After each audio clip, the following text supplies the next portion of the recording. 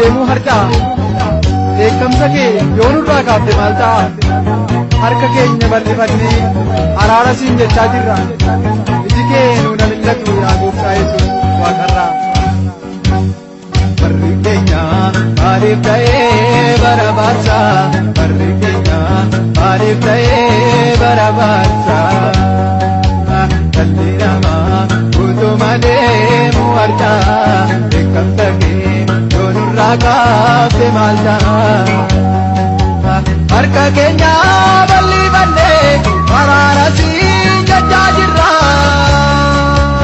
Iji kee nuuna mil'atu yaa Gooftaa Yesuus Waaqarraa.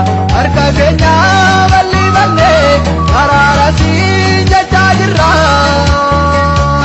Iji kee nuuna mil'atu yaa Gooftaa Yesuus Waaqarraa.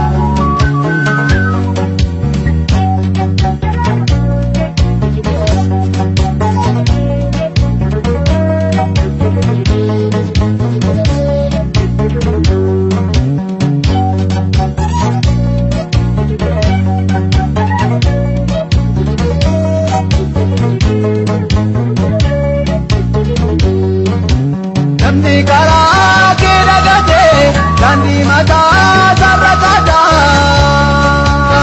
Dubbiin kee yoo irraanfatame maaltu dhufaa jira laata? Harrayyuu baay'ee sodaannee borimmoo maaltu ta'inna?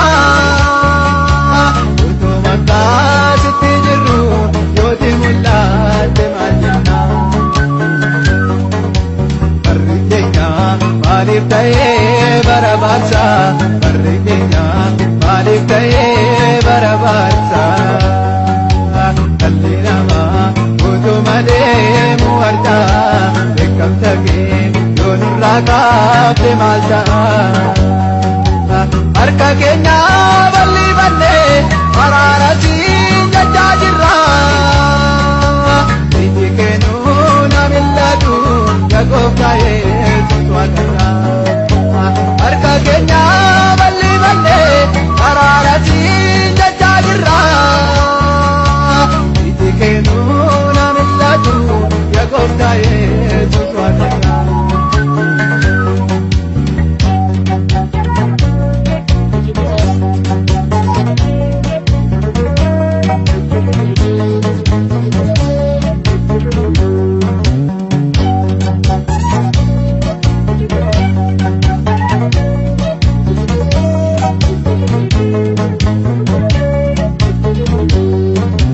Mallaata yaa Gooftaa Yesuus beekamsi kee maa baay'atee?